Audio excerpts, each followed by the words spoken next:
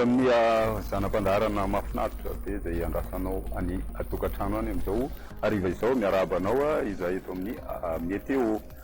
Ny mahazatra ny latsinainy ohatr'izao dia ny fanomboana ny fironana amin'ny ankapobeny zany mety hitranga amin'ity herinandro ity zany no atolotra anao any androany, zany hoe ho an'ny anatin'ny herinandro ity zany 5 andro ho avy dia maina ny andro ohatran'ilay ny ainatsika nandritran'izay herinandro lasa izay.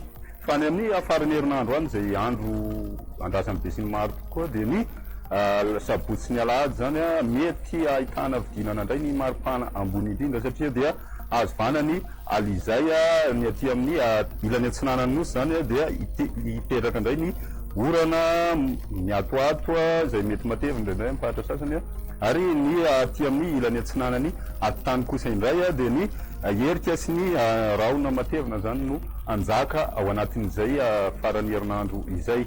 Izay ny amin'iny fa ho an'ny rapitsy kosa indray dia ny ala izay malefaka hatrany no mandrafitra azy ary hitantsika amin'izao sary zao fa ny aty amin'ny fahatrisa vasy analanjorofo ary ny aty amin'ny fahatra atsinanana zany no mahazorana malefaka. Ny aty amin'ny fahatry ny atsimo atsinanana sy faradofay aty kosa dia ahitantsika orana tanivindraona malefaka noho ny fandalovana front na ilay rindrindraona ao atsimo nosy eo zany mahatonga an'izay.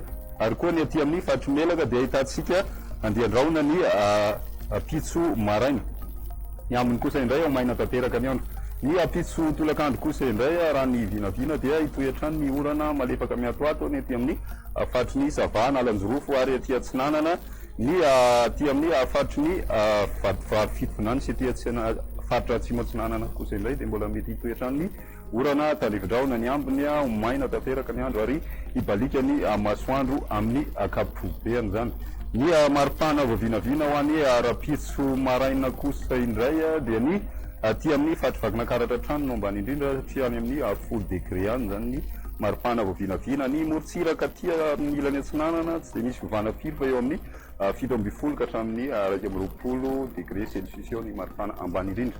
Ny maripana ambony indrindra kosa ho an'ny rapitso dia ny aty amin'ny fahatry ny be ny aty hatrany zany no mahazo ny larana voalohany hatrany amin'ny 13 degré ny maripana voavinavina ambony indrindra ho an'ny rapitso. Ny amin'ny fahatry ny ampovoantany kosa indray dia hitantsika hatrany amin'ny 19 degré ho an'ny rapitso fa izay efa natsidika zay fa hiena hatrany amin'ny 20 ka hatramin'ny 19 degré 20 degré zay any amin'ny faran'ny herinandro any zany amin'ity maripana ambony indrindra ity.